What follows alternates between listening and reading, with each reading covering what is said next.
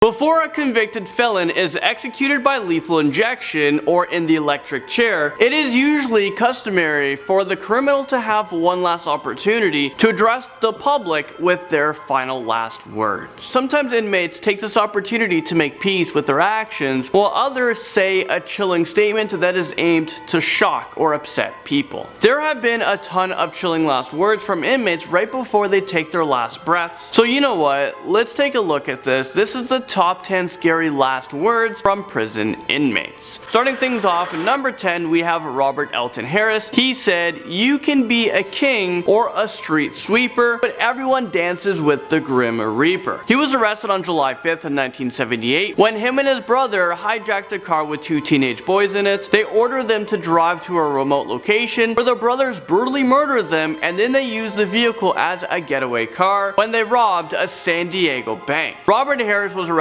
just 1 hour after the robbery, and he was charged with murder and auto theft, kidnapping, burglary, and bank robbery. One of the arresting officers was the father of one of the murdered boys, but he didn't realize that the victim was his son until later. He wasn't even able to recognize his son's face. That's how violent the murder was. Robert Harris was sentenced to death in 1979. After many appeals, he was finally executed in San Quentin's gas chamber on April 21st, 1992. Moving up this list with George Engel in at number 9. He was an anarchist who didn't like to follow any sort of rules or regulations. He was involved with a lot of activism and protests in the Chicago area. A protest bombing took place in Haymarket Square in Chicago that resulted in the death of 7 police officers, 4 civilians, and a lot of other people who were seriously injured. George Engel was actually at home playing cards while this riot broke out, and he was arrested the next day and charged with conspiracy in the bombings. He was convicted and sentenced to hanging, but before he took his last breath, he said, "Hurrah for anarchy, this is the happiest moment of my life." Roger Keith Coleman makes his last statement in at number 8. His case gained nationwide attention and major controversy because he maintained his innocence the whole time during his conviction and even right before he was executed. During his final last words, he said, "An innocent man is going to be murdered tonight. When my innocence is proven, I hope Americans will realize the injustice of the death penalty as all other civilized countries have." He was convicted in Virginia for assaulting and murdering his sister-in-law on the day that he has been laid off from work. After his death, the DNA evidence was reanalyzed, and in January 2006, the governor announced that the testing of the DNA evidence has conclusively proven that he was guilty of the crime. Okay, that's great and all, but why don't you think you should have done 1,000 tests on the DNA before you executed him? It makes no sense. What if the DNA evidence proved that he wasn't guilty?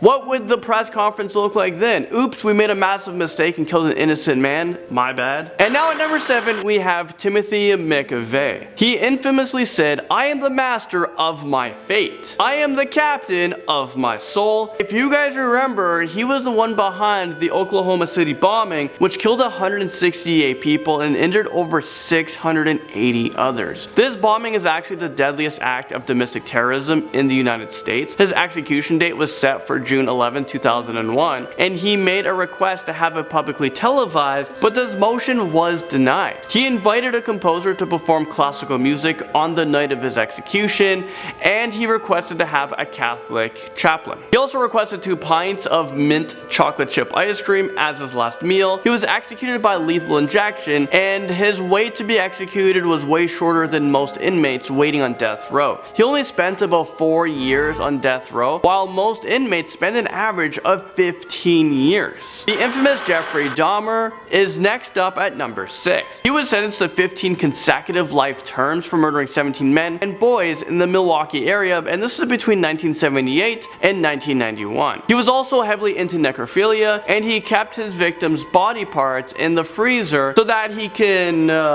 just eat them later. The interesting part of this story is that Jeffrey Dahmer wasn't given the death penalty. His inmate actually beat him to death because he said that Jeffrey Dahmer was a sick and creepy man. And yeah, he was. He used used to make this person food look like human body parts, and he would cover them in ketchup to resemble blood. So according to Jeffrey Dahmer's murderer, his last words were, "I don't care if I live or die, go ahead and kill me." And now at number 5 we have Tom Blackjack Ketchum. He was an outlawed cowboy who murdered someone in 1895. After that, his gang fled to New Mexico, where they committed more robberies before he was captured during an unsuccessful attempt to rob a train. He was quickly arrested, put on trial, found guilty, and sentenced to death by hanging. When his execution date arrived, it was the biggest public display in the area because he was the first person to be hanged for a train robbery in New Mexico. However, things didn't go as smoothly as they hoped. Before he was hanged, he said this, "I'll be in hell before you start breakfast, boys, let her rip." And right after that, he said the rope completely decapitated him, and it is said that his headless body landed on its feet and stayed standing upright for quite some time. John Wayne Gacy had 3 famous last words, and this comes into number 4. He kept it short and sweet when he said, "Kiss my ass." I don't know about you guys, but I think I would have, a lot more to say for my final words than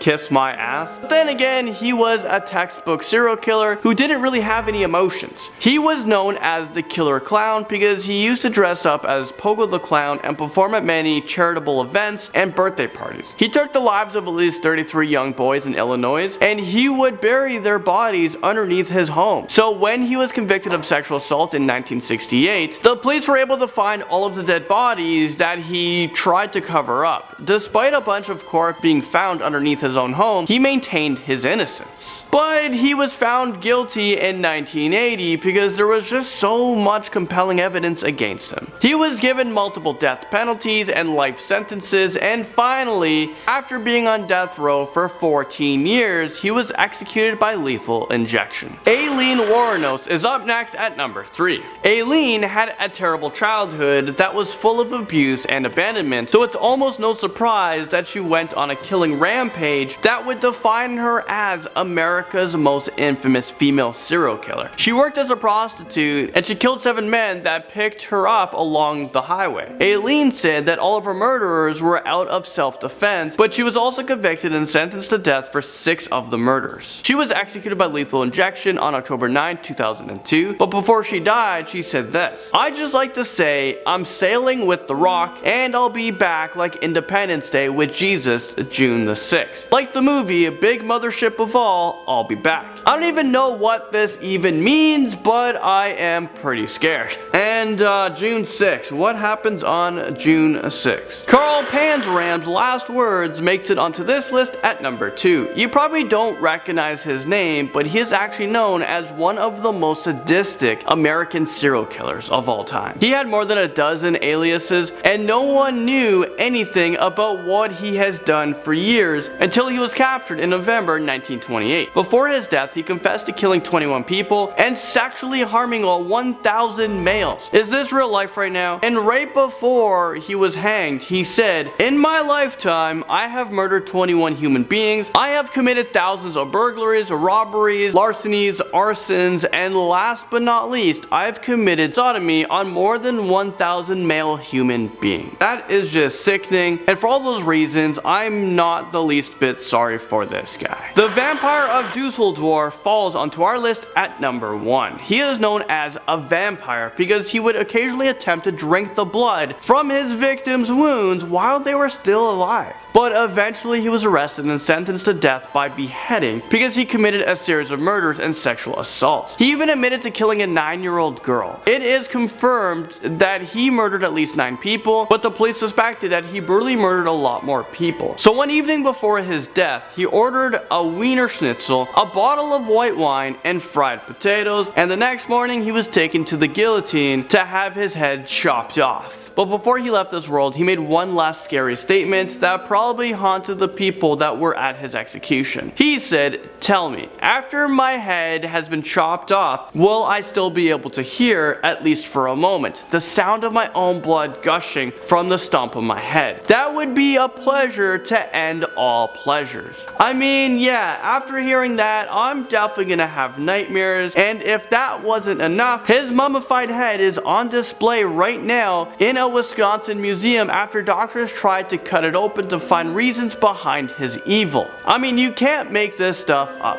Well, there you guys have it. Thank you guys so much for watching this video. I'll see you guys all in the next one.